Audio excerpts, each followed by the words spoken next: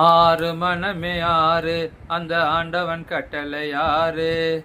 ஆறு மனமே ஆறு அந்த ஆண்டவன் கட்டளை யாரு?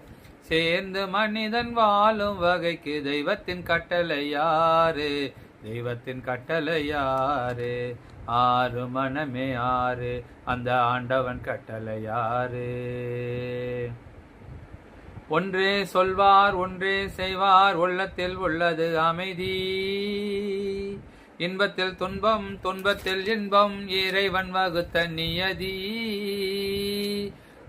ஒன்றே சொல்வார் ஒன்றே செய்வார் உள்ளத்தில் உள்ளது அமைதி. இன்பத்தில் துன்பம் துன்பத்தில் இன்பம் இறைவன் வகுத்த நியதி. சொல்லுக்கு செயல் பொன்னாகும் வரும் துன்பத்தில் இன்பம் பத்தாகும். சொல்லுக்கு செய்கை பொன்னாகும் வரும் துன்பத்தில் இன்பம் பத்தாகும். இந்த இரண்டு கட்டளை அறிந்த மனதில் எல்லா நன்மையும் உண்டாகும். எல்லா நன்மையும் உண்டாகும்.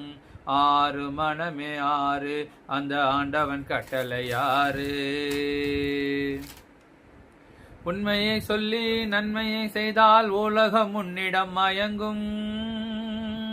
நிலை உயரும் போது பணிவு கொண்டால் உயிர்கள் உன்னை வணங்கும். உண்மை என்பது அன்பாகும் பெரும் பணிவு என்பது பண்பாகும். உண்மை என்பது அன்பாகும் பெரும் பணிவு என்பது பண்பாகும். இந்த நான்கு கட்டளை அறிந்த மனதில் எல்லா நன்மையும் உண்டாகும். எல்லா நன்மையும் உண்டாகும். ஆறு மனமே ஆறு அந்த ஆண்டவன் கட்டளை யாரு? கோபம் களவு கொள்பவன் பேச தெரிந்த மிருகம். அன்பு நெறி கருணை கொண்ட மனித வடிவில் தெய்வம். மிருகம் என்பது கள்ள மனம், உயிர் தெய்வம் என்பது பிள்ளை மனம். ஆறு மனமே ஆறு அந்த ஆண்டவன் கட்டளை யாரு?